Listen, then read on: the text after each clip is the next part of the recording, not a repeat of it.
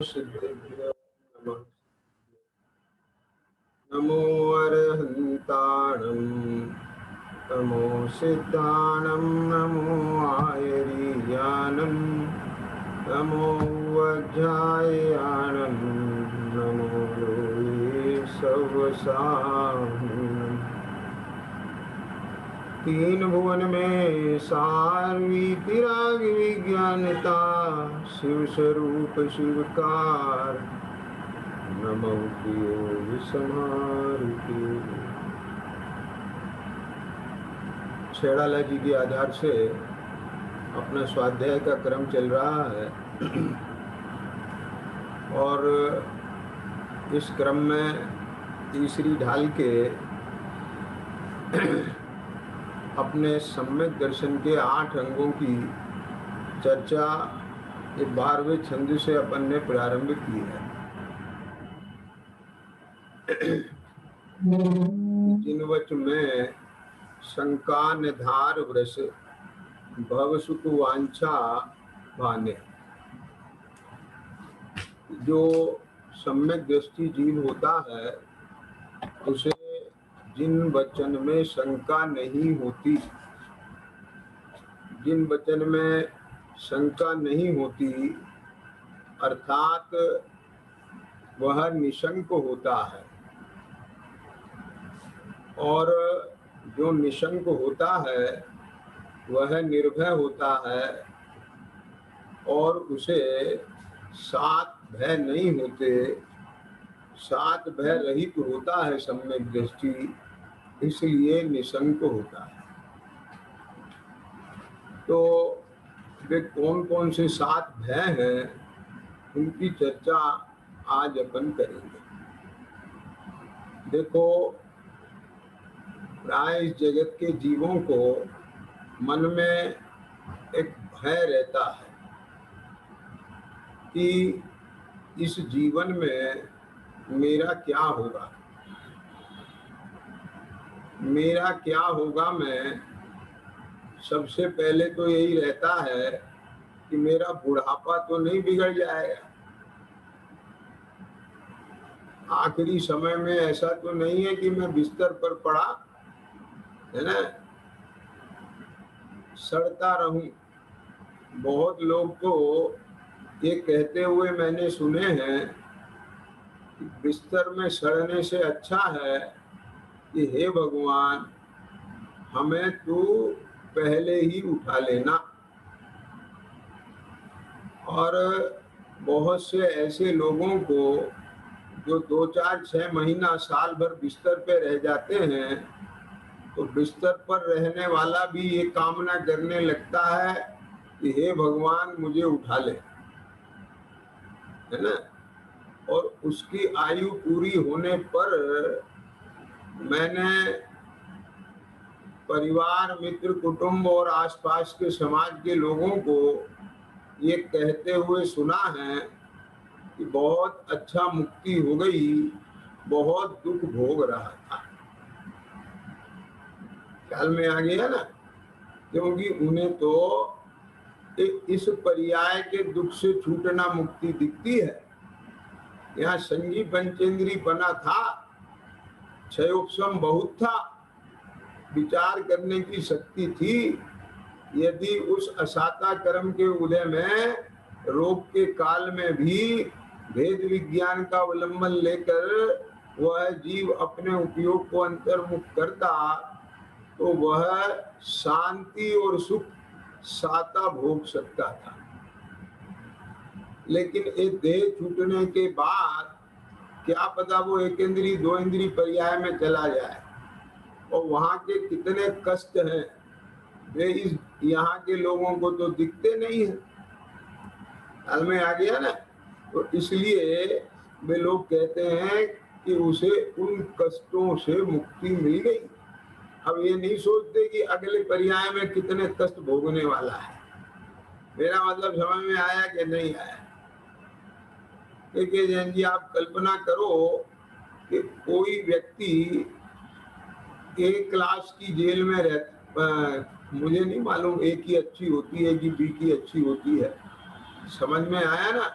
माने एक आपके निगाह में एक मध्यम श्रेणी की जेल में कैदी रहता हो और वहां से उसका ट्रांसफर बहुत ही निम्न कोटि की में हो जाए, तो आप ये कहेंगे कि बहुत अच्छा हुआ?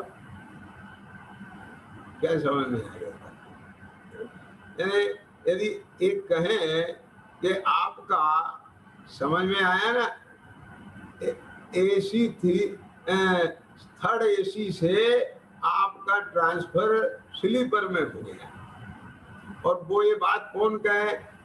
भाई जी, आप लोग ये कहें कि देखो बेचारा थर्ड एसी में कितना परेशान था, फर्स्ट सेकंड एसी के आनंद है ना, अच्छा हुआ यहाँ से चला गया।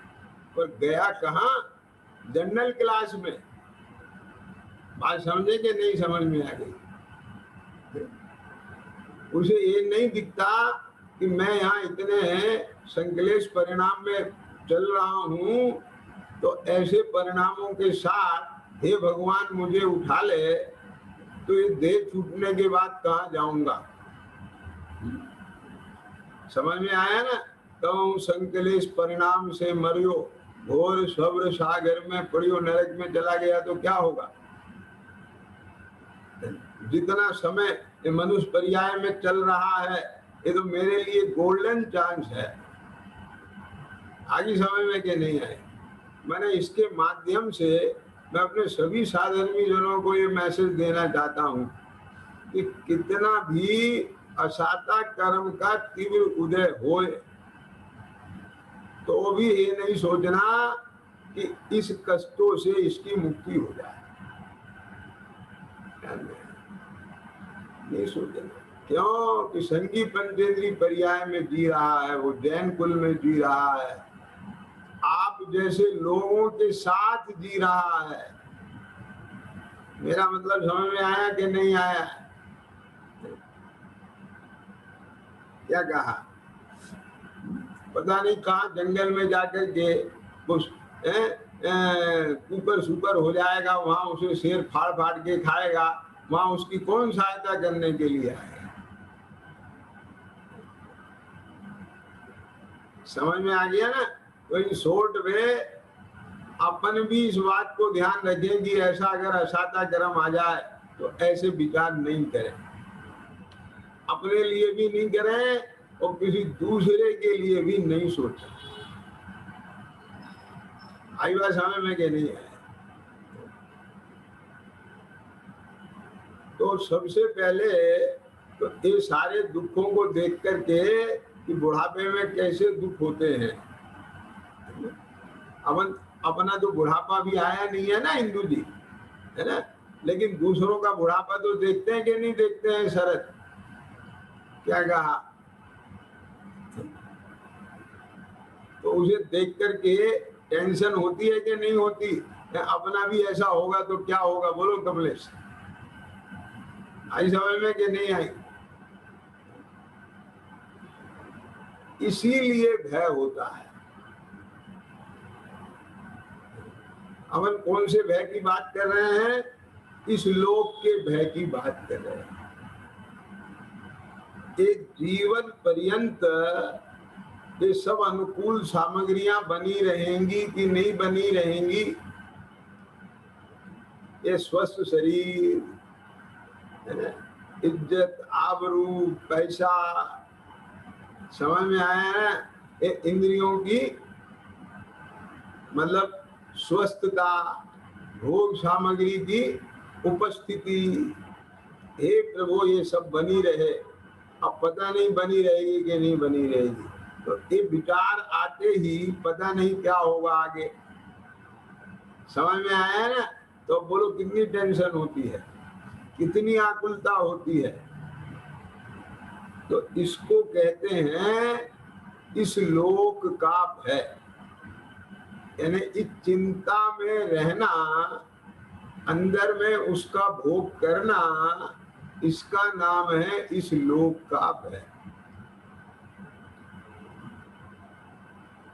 ख्याल में आ गया कि नहीं आया? अब परलोक में मेरा क्या होगा? तो थोड़ा सज्जन आदमी होता है, बहुत से लोग तो ये कहते हैं किसी ने देखा नरक स्वर्ग, तुम तो इसी जन्म की चिंता करो।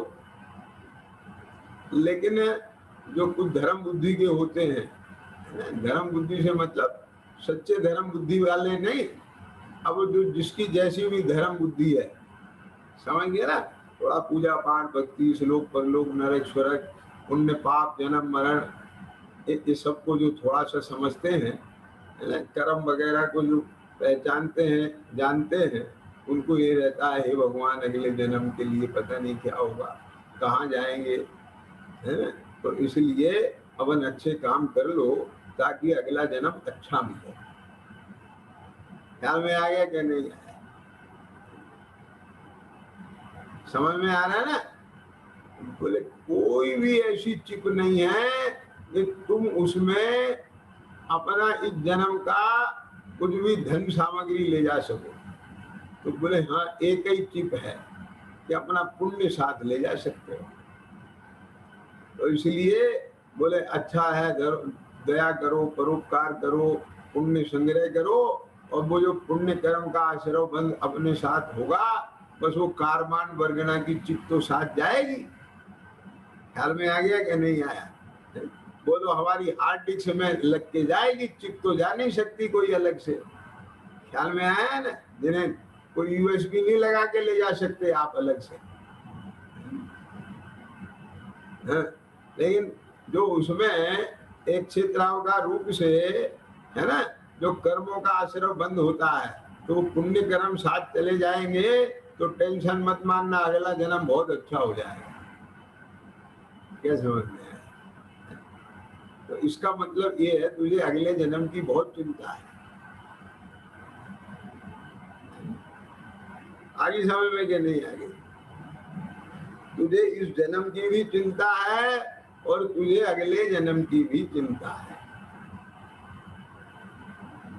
बोले साहब आप कैसी बात कर रहे हो, हैं? एक आदमी प्रदेश जाता है तो वो वहां के लिए सब सामान सामग्री जुटा के ले जाता है कि नहीं ले जाता है? और हम ही देते हैं ये उदाहरण बीच बीच में प्रेरणा रूप में, उपदेश रूप में, और हम क्या देते हैं, शास्त्रों में भी दिया है।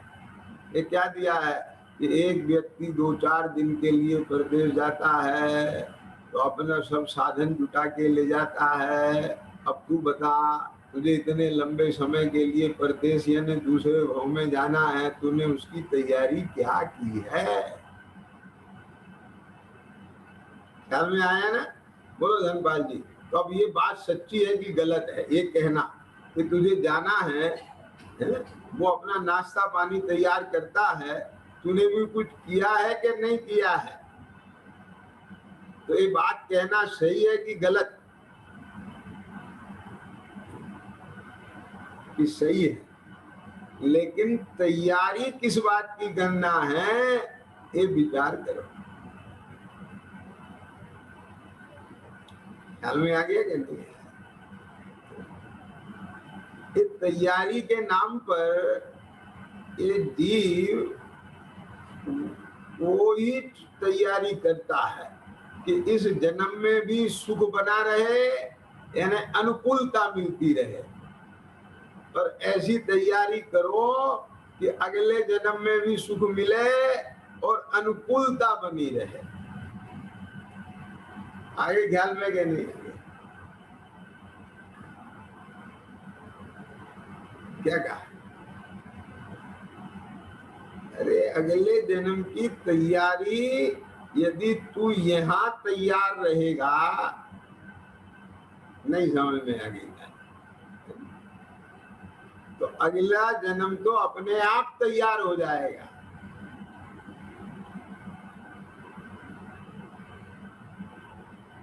आप समझे ना? जो वर्तमान को उत्कृष्ट करता है, वर्तमान को सफल करता है, उसका भविष्य स्वयं सफल हो जाता है।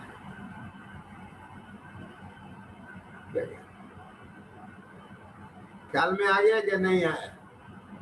क्यों? कि भूतकाल को भोग नहीं सकते, वो चला गया, और भविष्य अभी आया नहीं है, उसे भी नहीं भोग सकते। तो भोग सकते हैं तो केवल वर्तमान को ही ना। क्या समझ में आया? तो इसलिए समझदारी इसमें है कि ना तो तू इस जन्म के भविष्य की चिंता में वर्तमान को खराब कर, और ना ही भविष्य की चिंता में वर्तमान को खराब कर।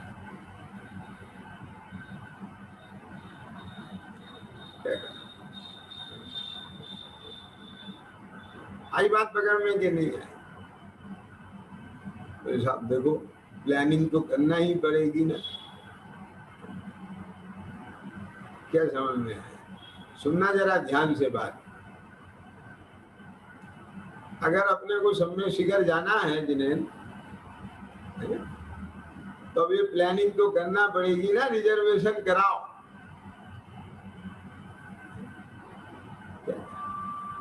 ये प्लानिंग तो करना पड़ेगी ना कि सामान लगाओ।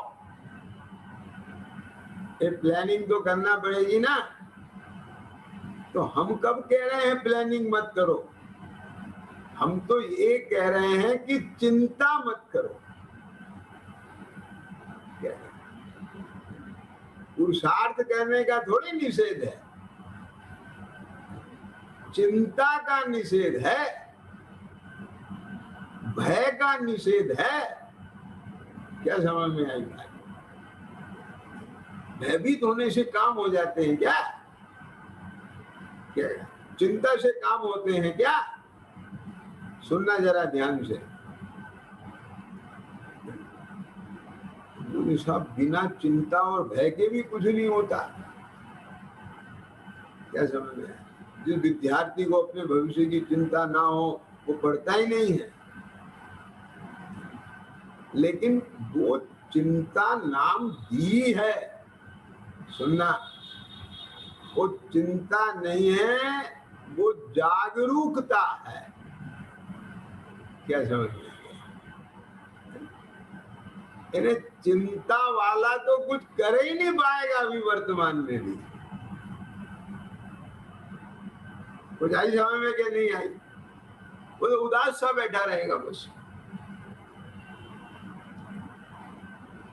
कुछ सब पता नहीं क्या होगा, और मैं फेल हो गया तो क्या होगा, वो उसी टेंशन में रहता है। ना तो पढ़ पाता है, ना कुछ याद रहता है, कुछ नहीं कर पाता।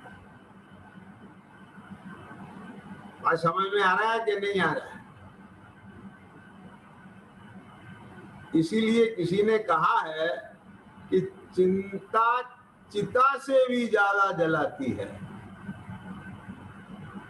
क्या क्या ख्याल में आ गया ना?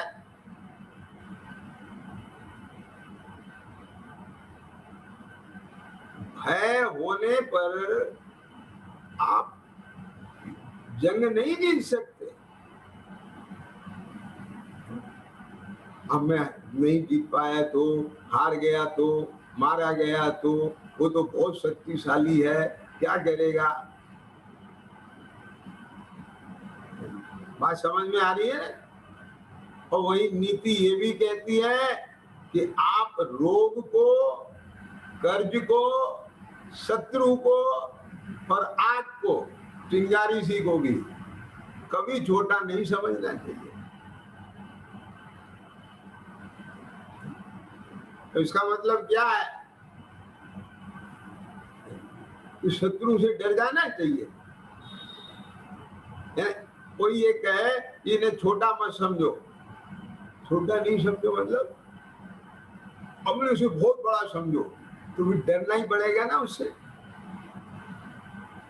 अरे ये बात इस बात को कह रही है, इस बात को, कौन सी बात? कि कर्ज को, शत्रु को, रोग को, इन्हें कभी कमजोर नहीं, छोटा नहीं समझना चाहिए। ये इसका मतलब ये है, ये नहीं है कि इनसे डरना चाहिए। इसका मतलब ये है कि भय छोड़कर कर्मठ हो, पुरुषार्थी हो। ये नहीं समझ, ना तो ये समझ कि मैं एक कर्ज कैसे चुका पाऊंगा, नहीं चुका पाया तो क्या होगा क्या होगा क्या होगा,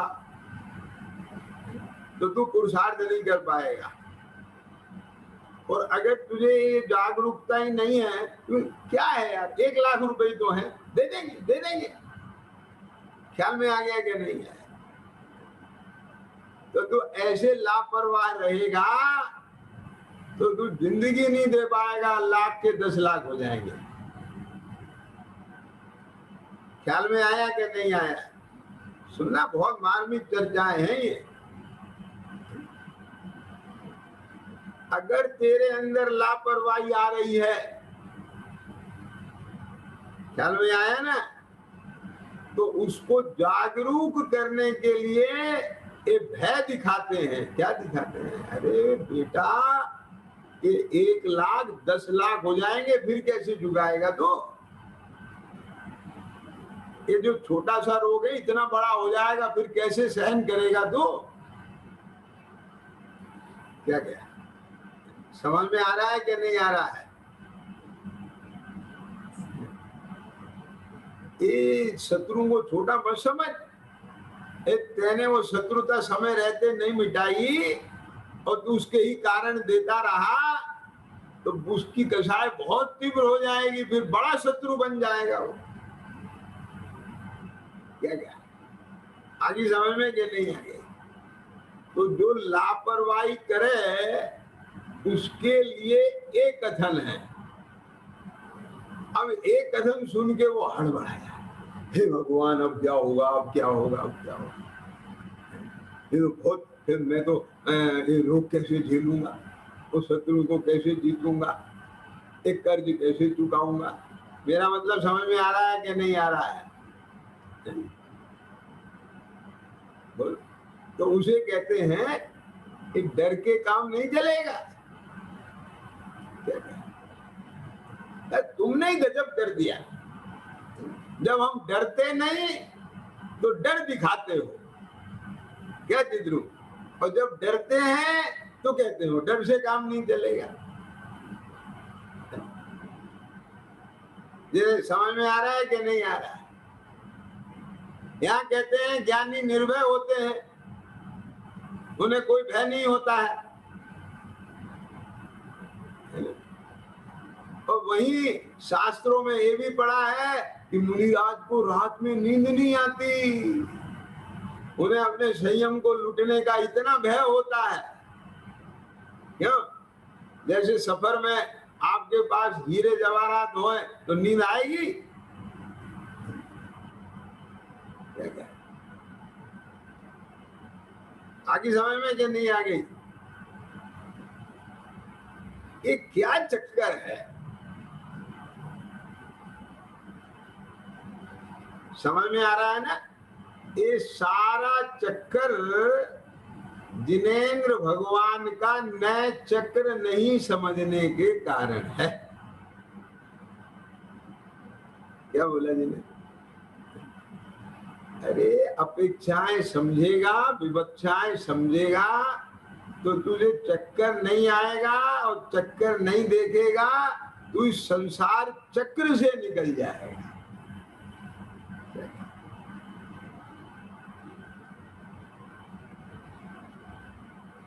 इस मुद्दे पर भी ज्ञानी को भय नहीं होते, वो लोगों को कंफ्यूजन हो जाता है। तो मैं उसी बिंदु तक लेके आ रहा हूं आपको, ये जो अंदर में हर समय चिंता बनी रहती है, टेंशन बनी रहती है, हल में आया ना? एक किस बात की? पहला पॉइंट लिया था हमने, इस लोक का भय। तो इस लोक के भय में सबसे बड़ा कौन सा भय रहता है? बुढ़ापा ना सड़ जाए, हाथ पैर चलते रहे, किसी के ऊपर आश्रित ना हो जाए। क्यों? अच्छा एक बात बताओ, क्या जी ने?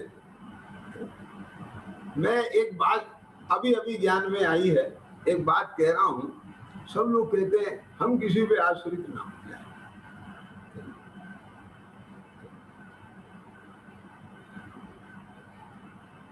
लेकिन अगर आप आश्रित हो जाएं और जिन पर आश्रित हो वो इतने बढ़िया हो सेवादार, तुम्हें पलकों पे बैठा के रखें,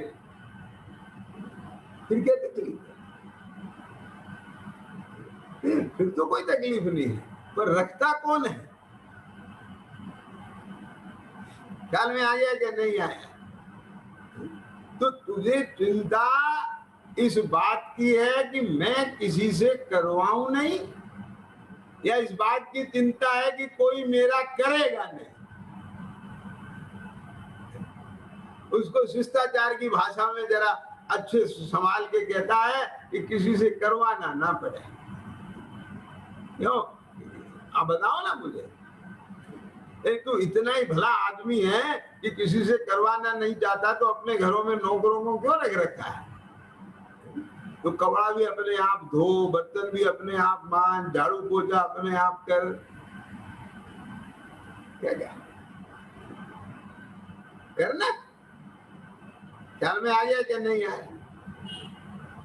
अरे अगर तुम्हारे घर में ऐसी बहू आ जाए ना इंदू जी, क्या कि मम्मी जी आप तो कुछ नहीं करो, बैठे बैठे आपको चाय पानी, दूध पानी, खाना पीना सब दे, एक दिन के दो नहीं करना दे, तो आप बोलो उसे 24 घंटे कितना आशीर्वाद दोगे और सब लोगों से कहोगे इतनी बढ़िया बहू मिली है, कुछ नहीं करने देती है। सच बता दो, क्यों? बोलो धनपाल जी, बेटा ऐसा हो जाए तो उसे क्या कहोगे? वाह साहब, क्या गजब है। मेरा मतलब समझ में आ रहा है कि नहीं आ रहा है? हमें कुछ ना करना पड़े, हमें कुछ ना कराना पड़े, टेंशन इस बात की नहीं है। टेंशन इस बात की है यदि कराने की नौबत आ गई और किसी ने नहीं करा तो क्या होगा? है इस बात का है। बोलो छाती पे हाथ रख के अपन देखें, आगे समय में कि नहीं आगे? और वो भी इसलिए है धनपाल जी कि इसे अपने पुण्य पे भरोसा नहीं है, तभी तो टेंशन में आ रहा है ना। अभी तो मैं पाप पुण्य की बात बता रहा हूं। हाँ, अपने स्वभाव और स्वरूप की बात पे तो बाद में आऊंगा। क्या के जैन जी, जिसे अपने स्वरूप की का निशंक निर्णय होता है, भरोसा होता है, वो पुण्य पाप को भी कहता है सारा पाप का उदय आता हो तो आ जाए, मेरा क्या बिगाड़ लेगा।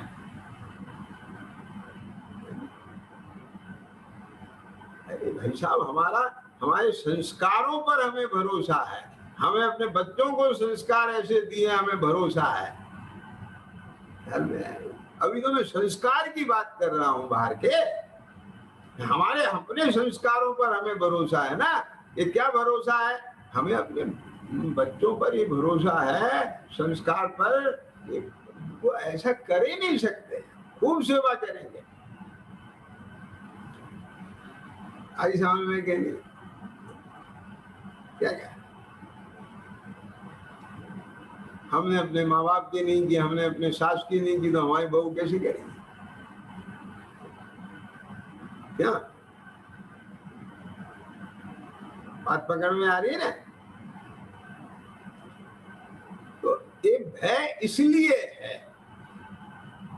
मैं आपसे पूछता हूं, जो रैंक लेवल का विद्यार्थी है उसको कभी भय होता है मैं फेल हो गया तो क्या होगा?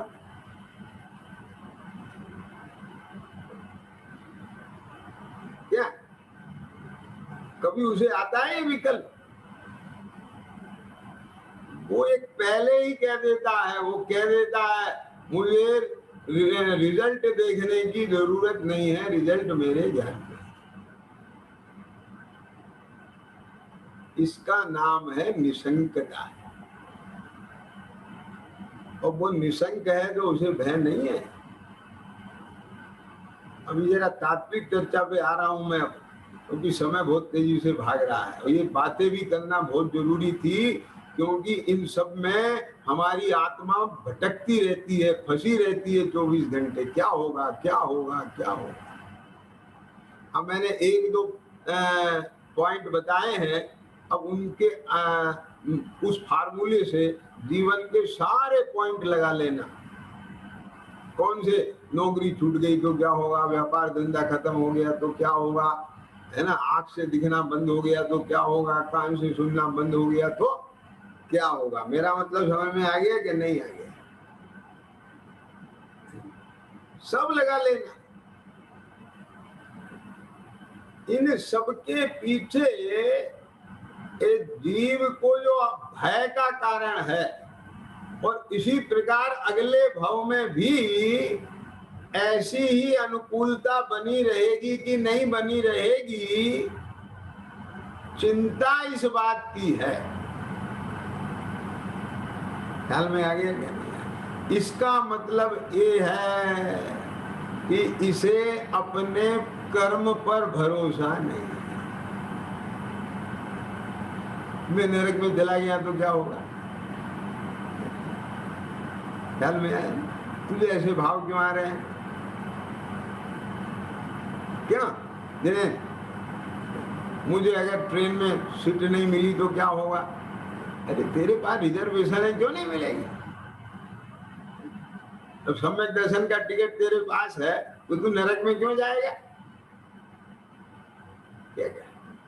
तो बोले वो श्रेणी के राजा भी तो चले गए ना, सम्यक दर्शन तो उनके पास भी था, पहले कोई आयु बंदगी होगी तो क्या होगा? तो इसका मतलब तेरे पास अभी भी सम्यक दर्शन का टिकट नहीं है। क्यों? ये सम्यक दृष्टि को भय नहीं होता। सम्यक दृष्टि को भय नहीं होता तो क्या वो ऐसे बरतता है जैसे खुलेआम गुंडे, उन्हें कोई पकड़े जाने का भय नहीं होता है। अरे ये बात नहीं है। तो क्या बात है? ये सम्यक दृष्टि जानता है कि सुनो, कि अभी वर्तमान में ऐसा कोई परिणाम नहीं है कि जिस परिणाम के फल में नरकायु बने, और पूर्व में यदि परिणाम हुआ है तो उसे कोई टाल नहीं सकता। समझ में आ गया ना? ठीक है जैन जी, क्या कहा? तो नियम से नरक में तो जाना ही पड़ेगा। अब नरक के दुख तो जब आएंगे तब आएंगे, लेकिन ये सोच सोच करके अभी अपने जीवन को नरक क्यों बनाऊं? क्या क्या? अरे अभी तो मैं कम से कम, मुझे संगी पंचेंद्री पना मिला है, इस जिनेंद्र का शासन मिला है, सच्चे देव गुरु धर्म मिले हैं, मैं इसका भरपूर लाभ उठाऊं। क्यों? क्योंकि अगर मैं ये कह रहा हूं अभी तो हमें पता नहीं है कि नरक में जाना पड़ेगा, लेकिन अगर केवली भगवान ने घोषणा कर दी हो साक्षात हमारे को कि आपका जीव नरक में जाएगा, तो भी हम भयभीत नहीं होंगे। मनुष्य पर्याय के आखिरी समय तक देव गुरु धर्म के निमित्त का पूरा लाभ उठाएंगे, अपनी तत्व आराधना करेंगे, ब्रज संयम जो भी है वो सब करेंगे, जो कर सकते हैं सब करेंगे। इस भय से हम नहीं मरेंगे कि मुझे नरक जाना पड़ेगा, वो तो जाना ही पड़ेगा। अभी तो कम से कम मैं अपने जीवन को नरक ना बनाऊं। बोलो, तो मैं कैसे रहूंगा वहां? ख्याल में आ रहा है ना धनपाल जी क्या कह रहा हूं? कि बोले जैसा अनंतों बार रहा था। दिनेंद्र के वचनों में कोई शंका है तुझे? पंच परावर्तन अनंत बार नहीं किया गया तूने? नरक में अनंत बार नहीं रह के आया तू? बोलो, 33 सागर रह के आया, और अभी तो इस बात की गारंटी है कि तुझे 7वां नरक नहीं मिलेगा।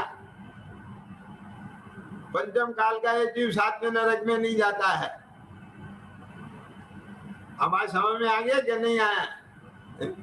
तो पहले दूसरे नरक में कौन सी इतनी ज्यादा तकलीफ है जितनी छठवें सातवें नरक में है? मेरा मतलब समझ में आया कि नहीं आया? साहब ये तो ढेठपना हो गया ना। हम नहीं डरते जेल जाने से। अरे जेल जाने से डरने का मतलब ये नहीं है कि तू चाहे जो अत्याचार कर, अनाचार कर। मेरा मतलब समझ में आया कि नहीं आया? बोले मैं तो खूब मारूंगा लोगों को, चोरी करूंगा, मैं नहीं डरता जेल जाने से। क्यों? मैं तो इतनी बार रह आया हूं ना। ये बात इस सेंस में नहीं की जा रही है। फिर मैंने बोला ना, जिनेंद्र के नए चक्कर को समझो। किस अपेक्षा से, किस आशय से हम कह रहे हैं? अरे तेरे एक एक वर्तमान को सुंदर और सुखमय बनाने के लिए कह रहे हैं ये बात। तो उस भय से मुक्त होकर के अपने वर्तमान में जो पुरुषार्थ कर सकता है वो तो करना है। अरे राजा श्रेणिक ने 7वें नरक की आयु बांध ली थी, बाद में उसके जीवन में पुरुषार्थ जगा तो 7वें से नीचे आ गए कि नहीं आ गए? क्या कहा? बोलो बताओ। तुरंजायु बांध ली है तो कम से कम भोग भूमि में जा सकेगा ना, अगर तेने अपना जीवन अच्छे से बनाया तो। क्या? ध्यान से सुनना। भविष्य के भय रहित तो होकर के पाप करने के लिए ये बात नहीं कही जा रही है। भविष्य के भय से रहित होकर के वर्तमान को नष्ट करने के लिए ये बात नहीं कही जा रही है। भविष्य के भय से रहित होकर के वर्तमान का भरपूर उपयोग करने के लिए ये बात कही जा रही है।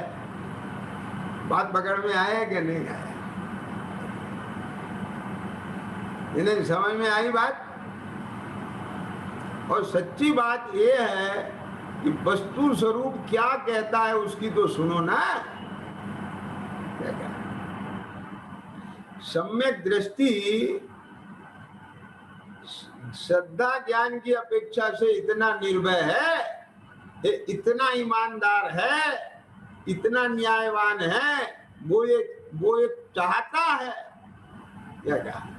यदि मेरे द्वारा अपराध हुआ है तो उसकी सजा मुझे मिलना चाहिए।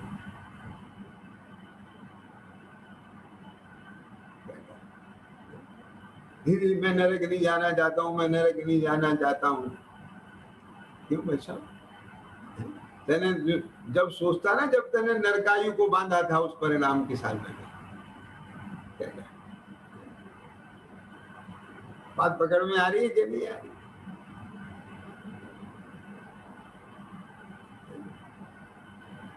ये बात अलग है कि वर्तमान में तेरी सज्जनता देख करके, तेरी ईमानदारी देख करके, तेरा न्याय नीति देख करके, तेरे सम्यक दर्शन को देख करके क्या कहा? वो कर्म तेरी सजा कम कर देगा।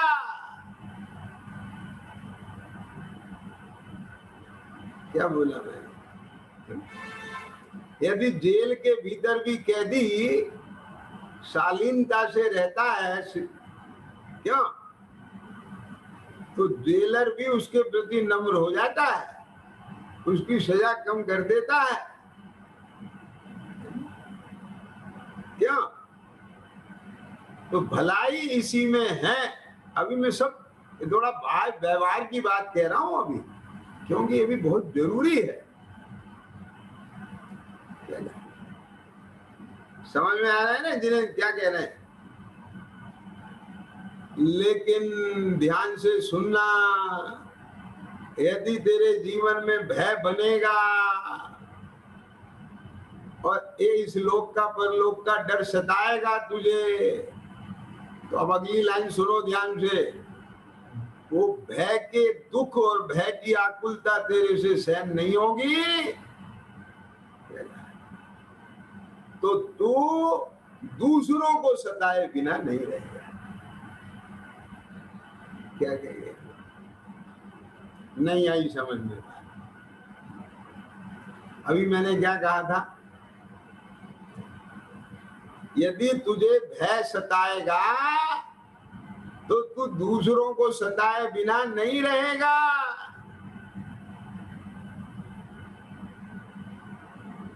जो सांप से डरते हैं वे ही सांप को मारते हैं। क्या बोला के जैन जी? कुछ आ रही है समझ में बात?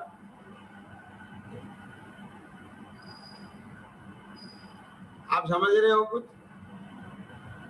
नहीं समझ में आई? अरे जितने भी हिंसा हो रही है, उसने उसे गोली मार दी, उसने उसे गोली मार दी, फालतू में थोड़ी मार दी। उसे उससे डर लगता था, उनने अपना डर खत्म करने के लिए उसे उड़ा दिया। बात समझ में आया कि नहीं आया? यदि तुम्हें भय सताएगा तो तभी तुम दूसरे को सताओगे, चाहे हिंसा करके। भय में ही हिंसा करेगा जीव, हिंसक भय में बनता है। भयभीत जीव ही झूठ बोलता है, भयभीत जीव ही चोरी करता है। कुछ बात समझ में आ जाएगी? बोलो, बताओ ना। भयभीत जीव ही सारे पाप करता है। क्यों? एक विद्यार्थी है, उसे बहुत भय है, मैं फेल हो गया तो क्या होगा। तो मैं आपसे पूछता हूं, भय किसे होगा, पढ़ने वाले को कि ना पढ़ने वाले को?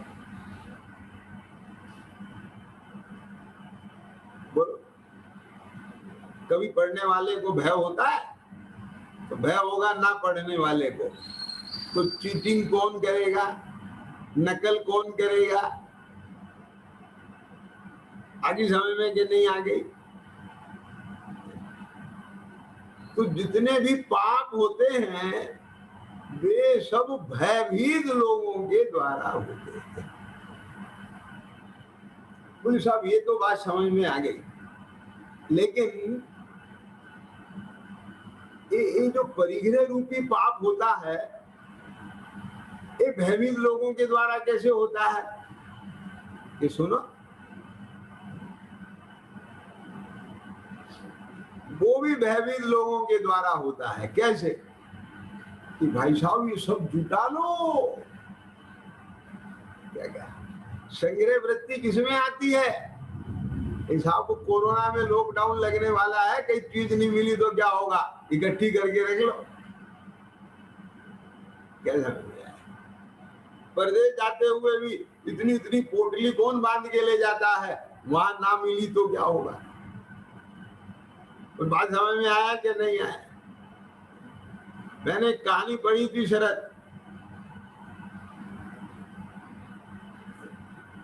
अब देखो, मैं इस मामले में कंट्रोल नहीं रख पाता, और जब भाव में आती है बात तो ये सोचता हूं कि मैं सब निकाल दूं।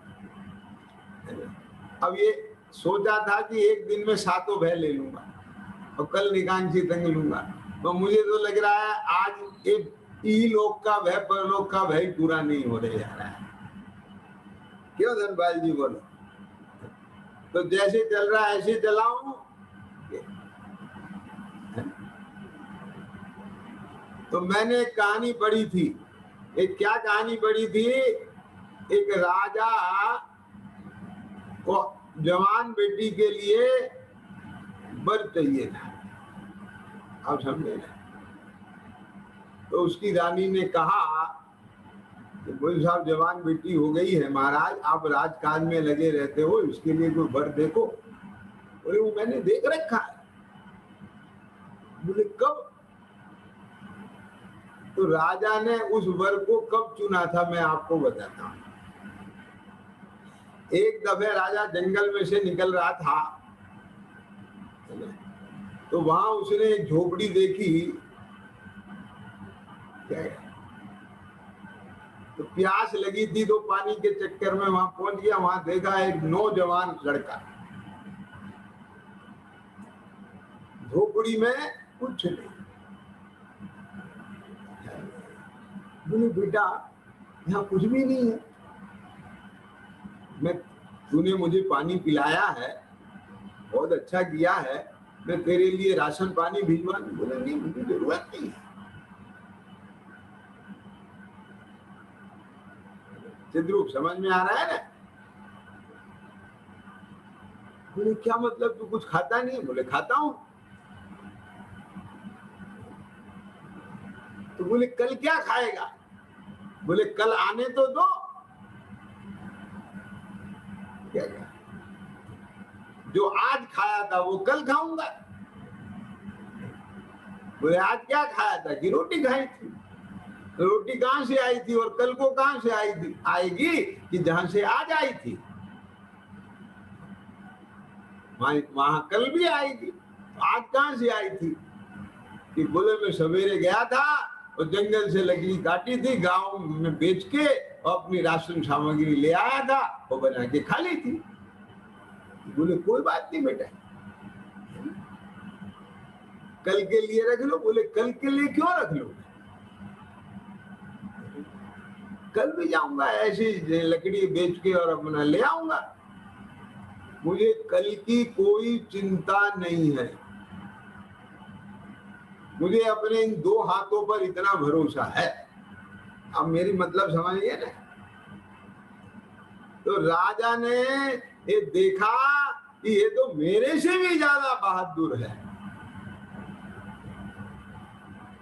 सुदृढ़ निश्चय वाला है, निर्लोभी है, निष्प्रय है।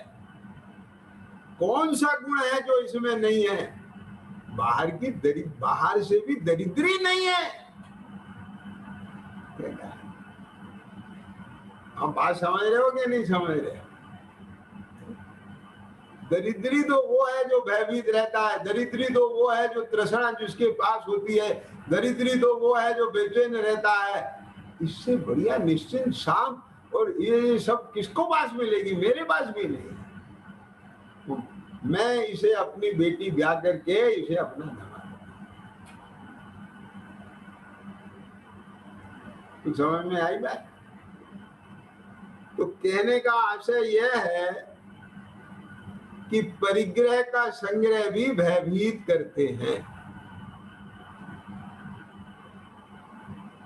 आज समझ में ना? नौकर चाकर कौन लगते हैं? जिन्हें डर रहता है किस बात का? अपने से काम नहीं होगा, काम नहीं हो पाएगा। क्या समझ में आया? कहने का आशय यह है कि आप बहुत अच्छे से विचार करें, ये पांचों पाप भय से होते हैं और भय निशंकता के अभाव में होता है। तो वो फिर ज्ञानी सम्यक दृष्टि जीव है, ये भी तो ये सब कुछ करते हुए दिखाई देते हैं, भयभीत होते हुए दिखाई देते हैं। कि बोले हाँ, लेकिन सुन ध्यान से, जैसा भयभीत तू होता है वैसे भयभीत वे नहीं होते। मैं इस बिंदु पर चर्चा आज नहीं छेड़ रहा हूं, वो कल करूंगा मैं। आई समझ में कि नहीं आई? क्यों नहीं होते हैं वो? लेकिन आज जो अभी चर्चा चल रही है वो इस बात के लिए चल रही है कि आप और हम अपने व्यवहारिक जीवन में खूब अच्छी तरह से नाप तोल के देखें, एक एक क्षण के लिए देखें, एक एक चीज के लिए देखें कि हमको इस लोक का भय है या नहीं। ये होमवर्क है आज की चर्चा का। हमको परलोक का भय है या नहीं, एक बात। दूसरी बात, वो भय इस लोक के किसके लिए है और परलोक में किसके लिए है, वो वाला पॉइंट दिया है। क्या समझ? आपको इस बात का भय है कि मेरा सम्यक दर्शन ना चला जाए।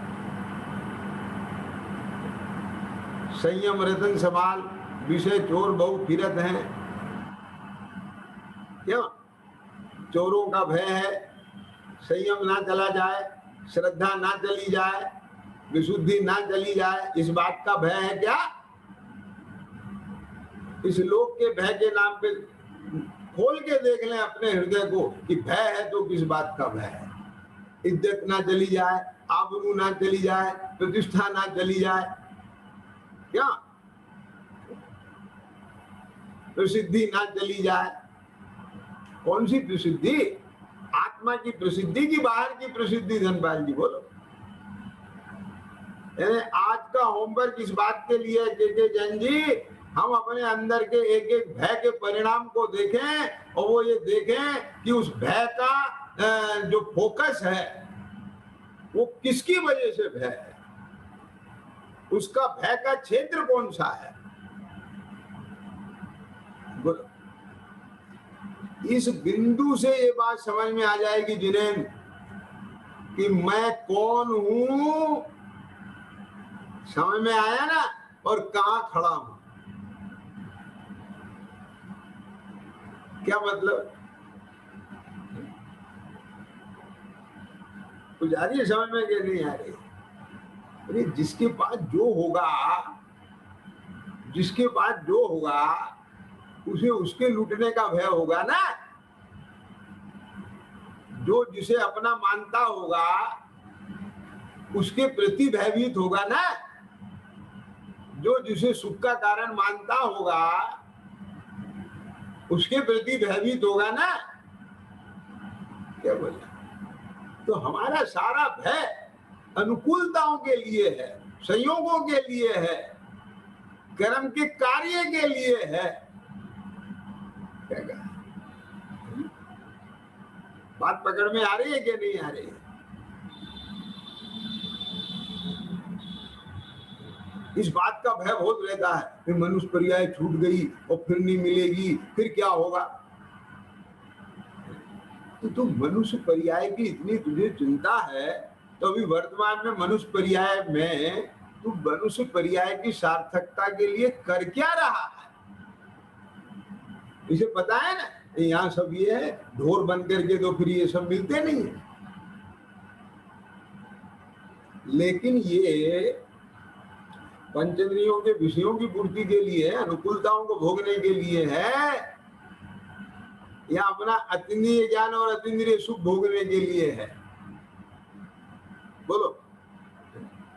और वो भी नहीं भोग पाए तो कम से कम उसके लिए उद्यम करने के लिए है। और तेरी अभी इतनी भी योग्यता नहीं है पर्याय की कि उसका उद्यम कर सके, तो कम से कम उसकी श्रद्धा भावना के लिए तो कर सकता है, तो उसके लिए तो लगाना जीवन को। समझ में आया कि नहीं आया? बोलो भाई। तो इस बात पर हमको ये विचार करना है कि मेरे भीतर में जो 24 घंटे चिंताएं रहती हैं, जो चिंता का जो वेदन होता है, संवेदन होता है, आखिर वो किसके लक्ष्य से होता है? तो उसमें एक ही बात निकल के आएगी कि वो सब संयोग के लक्ष्य से होता है। क्यों होता है? क्योंकि उसे मैंने अपना माना है। मेरा उसके प्रति स्व स्वामी संबंध बना है, मेरा उसके प्रति कर्ता कर्म संबंध है, भोक्ता भोग के संबंध है। मेरे को अनुकूलता बनी रहे, प्रतिकूलता नहीं आए, तो इसका मतलब क्या है कि प्रतिकूलता भोग और मैं भोक्ता। आप पकड़ में आ गई ना। और उस प्रतिकूलता में अनिष्ट कल्पना, और अनुकूलता का भी भोक्ता हूं और अनुकूलता में इष्ट कल्पना। मेरा मतलब समझ में आया ना? तो वहां मोह भी है और राग द्वेष भी है। वो राग द्वेष मोह सहित है। सम्यक दृष्टि को भी अस्थिरता में भाव आता है कि अनुकूलता रहे और प्रतिकूलता से बचता है, अनुकूलता का उपाय करता है, लेकिन वहां उसकी वो इष्ट अनिष्ट का भाव मोह सहित नहीं है, मोह बिना का है। उस चर्चा में कल लूंगा। आई बात समझ में कि नहीं? और वो भी चर्चा लूंगा कि उसका निशंकपना किस वजह से है और निशंकपना कैसा होता है, और निशंकपना वैसा होने से निर्भयपना कैसे आता है, ये सब एंगल लूंगा। आगे बात समझ में कि धनपाल जी बोलो, विचार करना गंभीरता से, है ना?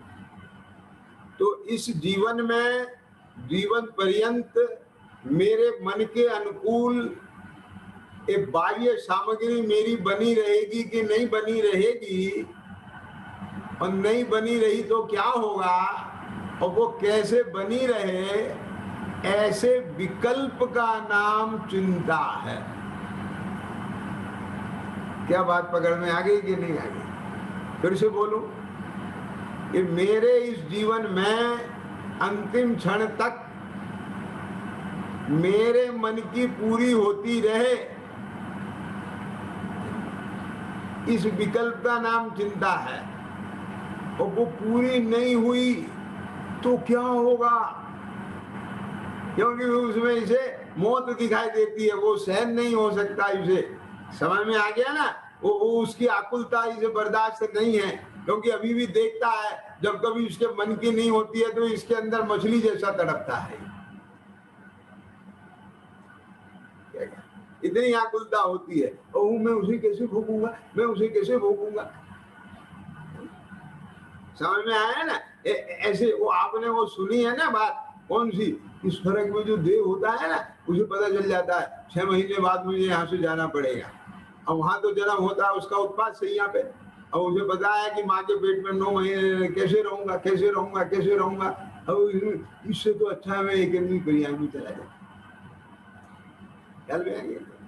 मैं 9 महीने कैसे रहूंगा, 9 महीने कैसे रहूंगा। अब सारा ध्यान में उसमें एक इंद्री कड़िया में चला जाता है। बात पकड़ में आ रही है कि नहीं आ रही है? यहाँ भी तो यही होता है ना, कैसे दुख भोगेंगे हम, गरीबी का दुख कैसे भोगेंगे, इस रोग का भय दुख कैसे भोगेंगे। समझ में आ रहा है कि नहीं आ रहा है? ये जो हमारी इज्जत आबरू चली जाएगी तो उसका दुख कैसे भोगेंगे। इससे तो अच्छा है आत्मघात करके मर जाओ। पॉइंट पूरा पकड़ में आ रहा है कि नहीं आ रहा है? क्या क्या?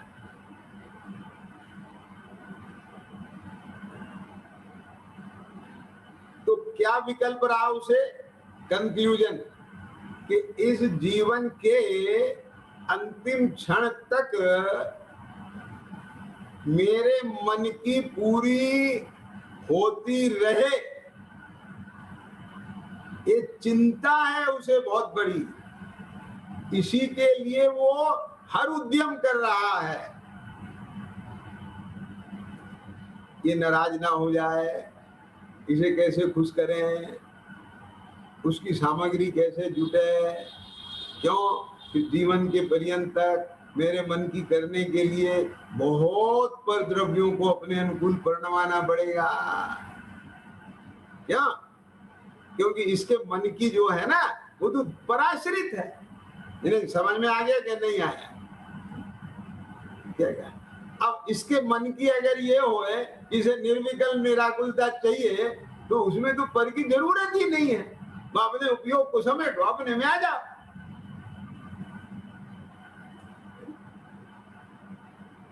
क्या समझ में आ गया? तो इसकी मन की ये है जो 100% पराश्रित है, और बहुत संयोग चाहिए उसके लिए। तो इसको ये बहुत भारी विकल्प है। और क्योंकि आपको इसलिए नहीं पता चलता कि आप उन विकल्पों में रहने के आदी हो गए हैं, इसलिए अपने को हम नहीं समझ पाते कि हमें भय है। वो तो 40 डिग्री टेम्परेचर में रहने के जो आदी हो गए ना, तो किसी दिन शहर का टेम्परेचर 50 डिग्री हो जाए तो लगता है आज गर्मी हुई है। तो रोज गर्मी में रह रहा है, तुझे गर्मी नहीं लग रही है। ऐसे तेरा 24 घंटे का जीवन भय में जी रहा है, तुझे भय नहीं लग रहा है। वो तो कोई और प्रबल उदय आए तब उसे दिखता है कि अरे ये तो भय आ गया। क्या समझ में आया? के जैन जी समझ में आया ना? जिसने अपने अपने अंतर की निर्भयता स्वरूप के आश्रय से वेदी हो, क्या कहा? वो निर्विकल्प निराकुलता का जिसने अतिथि आनंद का स्वाद चखा है, उसे समझ में आता है कि मैं कितने भय में रह रहा हूं अभी, अपनी पर्यायगत कमजोरी के कारण से, अपने प्रमाद के कारण से। समझ में आया कि नहीं आया? क्या कह? तो जीवन पर्यंत ये सब मेरे मन की पूरी होने के लिए अनुकूल सामग्री बनी रहे, ये सारा मेरे अनुसार होता रहे, ये विकल्प बहुत भारी है और इसी की इसे चिंता है। और उसके लिए ही ये परद्रव्यों को अपने अनुसार परिणमाने की बुद्धि रखता है, परिणमाने के विकल्प करता है, और जब इसे परिणमते हुए नहीं दिखते तब क्रोध करता है, परिणमते हुए दिख जाए तो मान करता है, उन्हें परिणमाने का भाव लोभ है और उसके लिए मायाचारी करता है। समझ में आया? हिंसा करता है, झूठ बोलता है, चोरी करता है, कुशील सेवन करता है, परिग्रह करता है। तो मतलब सिद्ध हो गया कि नहीं हो गया कि इसके चक्कर में ही सारे पाप होते हैं, इसी के चक्कर में सारी कषाय होती है, इसी के चक्कर में ही सारा कर्म बंद होता है, इसी के चक्कर में ही, क्या समझ में आया, नरक में न चला जाऊं, नरक में जाने के भय की वजह से अपने जीवन को अभी वर्तमान में नरक बना लेता है। इसका नाम है इस लोक का भय। और यही सारा जब इससे अगले जन्म के बारे में सोच बन जाती है तो उसका नाम है परलोक का भय। इतना तो क्लियर हो गया ना, विषय समझ में आ गया। तो आज अपने को देखना है कि ये बीमारी के लक्षण अपने में हैं या नहीं। क्या करें, आगे समझ में कि नहीं है?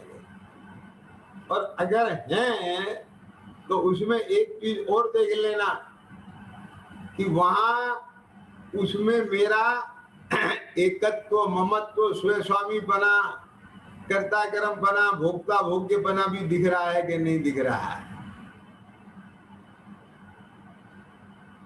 और मैं यहाँ एक बात और कह देना चाह रहा हूं, अभी लगे हाथ, क्योंकि आ रही है बात जबान पे तो निकल जानी अच्छी है, कि एक बात बता दें, जो वस्तु स्वरूप का जिसे सही प्रकार से निर्णय नहीं है ना,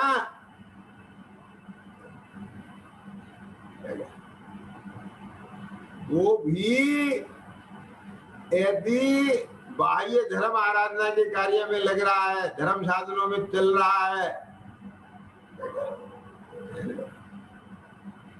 कि काना पोना बड़े हाथ पूछे तो रोवे, भैया इस जन्म को तो तुम अच्छे काम में लगा दो तो अगला जन्म सुधर जाएगा, नहीं तो नरक निगोद के डंडा खाना पड़ेंगे।